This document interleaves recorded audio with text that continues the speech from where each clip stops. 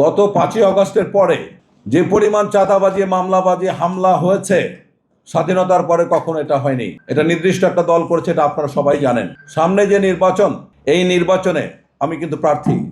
তৃণমূল লেভেলে আমি ঘুরে দেখলাম যে মানুষ এখন প্রচন্ড আতঙ্কে আছে, বিশেষ করে হিন্দু সম্প্রদায়ের মানুষ। আমি ভোটার, আমি প্রত্যেকটা ভোটারের অনুভূতি টের পাই। আমাকে প্রশ্ন করা হয়, আমরা ভোট দিলে আমাদেরকে ধরে নিয়ে যাবে না তো?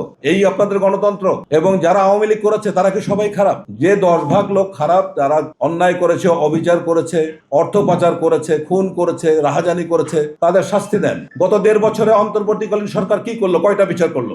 একটা তো বিচার হলো না, 2-1টা টোকেন বিচার ছাড়া। কিন্তু 10 ভাগ যদি খারাপ মানুষ থাকে, 90 ভাগ আওয়ামী লীগের মানুষ কেন আজকে ঘরে ঘুমাতে পারছে না? রাতের অন্ধকারে তাদের এখন হাত পা ধরা হচ্ছে ভোটের জন্য। আমি মনে করি যে আগামী এই মুহূর্তে সরকার, অন্তর্বর্তীকালীন সরকারের উচিত একটা ঘোষণা দেওয়া যে এই মিথ্যা হয়রানিমূলক মামলায়, তারা তো আর মিথ্যা হয়রানিমূলক বলবে না, তারা বলবে যে ছাত্র হত্যা বা 5ই আগস্ট পূর্ব এই সময়ের যে মামলাগুলো হচ্ছে, এই মামলার আসামিকে ধরা যাবে না।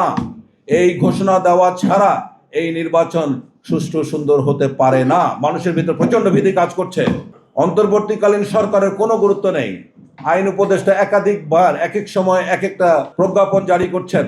একবার বলছেন ডিসি সাহেবরা চাইলেই মিথ্যা মামলা যারা ভুক্তভোগী তাদেরকে বাদ দিতে পারবেন, একবার বলেন এসপি সাহেবরা পারবেন, একবার 173 পদে নতুন ধারা সংযোজন করছেন। কিচ্ছু হচ্ছে না, ছাই, এটা প্রহসন করা হচ্ছে।